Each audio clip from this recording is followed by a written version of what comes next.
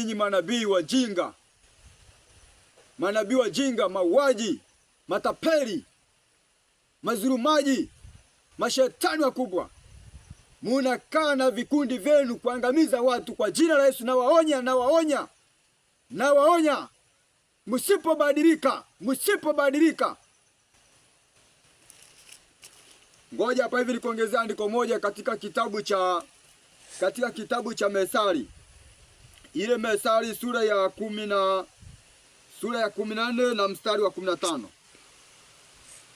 Mjinga huamini kila neno, bali mwenye busara huangalia sana aendavyo. Huo utabiri mnaotabiri mkisema kwamba Bwana Mungu amewatuma, mkitabiri watu wema, muko kwenye mfumo, mkatabiri watu wajinga wenzenu,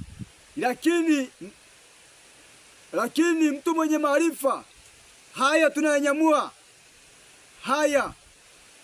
Na ndio maana naona Biblia inakwambia kwamba mjinga huamini kila neno, bali mwenye busara huangalia sana aendavyo.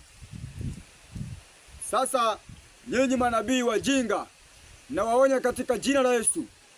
Nyinyi mnaona kwamba nchi ya sasa hivi watu wanatekwa, watu wanauawa, watu wanafanywa mambo mabaya, watu wanadhulumiwa, alafu unakuja kutabiri ujinga hapo hivi. Ina maana mabaya uyaoni wewe? Unakuja kutabiri kwa watu wema? Pumbavu kabisa.